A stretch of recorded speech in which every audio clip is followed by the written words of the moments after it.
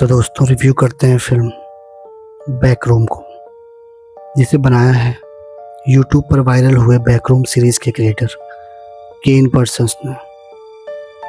अगर आपने कभी इंटरनेट पर उन अजीब खाली पीली रोशनी वाले अंतहीन कमरों की तस्वीरें देखी हैं जहां सब कुछ सामान्य दिखता है लेकिन फिर भी कुछ बहुत गलत महसूस होता है, तो यह फिल्म उसी डर को बड़े पर्दे पर लेकर आती है। फिल्म की कहानी 1990 के कैलिफोर्निया में शुरू होती है।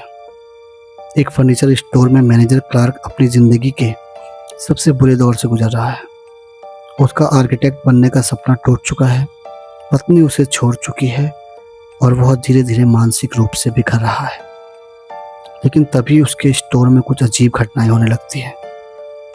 बत्तियां अपने आप जलती बुझती हैं, ऐसे स्विच मिलते हैं जो कहीं जुड़ते ही नहीं हैं। दीवारों के पीछे के रहस्यमयी रोशनी दिखाई देती है और फिर क्लार्क को पता चलता है कि वह एक दीवार के आर पार जा सकता है। दीवार के पीछे की जो दुनिया है वही है बैकरूम्स, एक ऐसी जगह जहां अंतहीन गलियारे हैं, हजारों कमरे हैं, अजीब फर्नीचर है और एक ऐसा महसूस होता है जैसे आप किसी दूसरी वास्तविकता में फंस गए हों। यहाँ कोई स्पष्ट नियम नहीं है, कोई रास्ता नहीं और शायद कोई बाहर निकलने का दरवाज़ा भी नहीं है। फिल्म की सबसे दिलचस्प बात यह है कि एक टेप रिकॉर्डर में अलग अलग भाषाओं में अभिवादन रिकॉर्ड किए गए हैं जो क्लार्क को एक पुतले के पीछे सुनाई देती हैं। यह वही वॉयेजर गोल्डन रिकॉर्ड की याद दिलाती है जो 1970 के दशक में अंतरिक्ष में भेजा गया था और यह संकेत देती है कि क्लार्क किसी दुनिया में जा रहा है। वह या तो एलियन दुनिया में है या किसी आत्मीय रहस्यमय लोक में प्रवेश कर रहा है। फिल्म सीधे तौर पर एलियंस का जिक्र नहीं करती, लेकिन उस रिकॉर्ड की आवाज़ें और अलग अलग भाषाओं का इस्तेमाल हमें इस बात का एहसास दिलाते हैं कि हम किसी ऐसी जगह में प्रवेश कर रहे हैं जहां सपने और हकीकत आपस में गड़मड़ जाते हैं।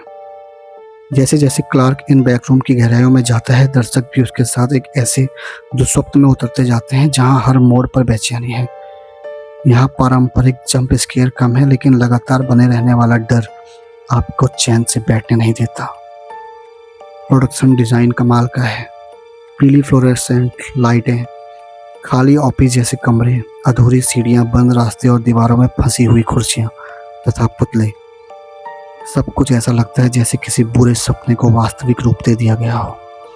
फिल्म केवल राक्षसों या भूतों की कहानी नहीं है, यह अकेलेपन, मानसिक टूटन, खो जाने और डर के जीवन में दिशा खोने की भावनाओं को भी दर्शाती है। क्लार्क का सफ़र केवल बैकरूम में भटकने वाले का नहीं, बल्कि अपने भीतर के अंधेरे से लड़ने का भी है। फिल्म पूरी तरह अनसेटल्ड रहती है। कुछ दर्शकों को शायद इसका धीमा और प्रतीकात्मक अंदाज पसंद नहीं आए, क्योंकि आप सीधी सादी हॉरर फिल्म चाहते हैं तो यह आपके लिए नहीं हो सकती। लेकिन अगर आपको the shining, Blair which project, scan मारने किया अनसेटल्ड और मनोवैज्ञानिक हॉरर पसंद है, तो बैकरूम एक बेहद अलग और यादगार अनुभव साबित हो सकती है। मेरे लिए बैकरूम्स केवल एक हॉरर फिल्म नहीं है, बल्कि इंटरनेट युग का एक डर का सिनेमाई रूप है। यह एक ऐसी फिल्म है जो याद दिलाती है कि डरावनी जगह हमेशा अंधेरे जंगल या भूतिया मकान नहीं होते, कभी कभी वो हमारे दिमाग के अंदर मौजूद होते हैं। मैं इस फिल्म को 5 में से 4.5 स्टार देता हूँ। धन्यवाद।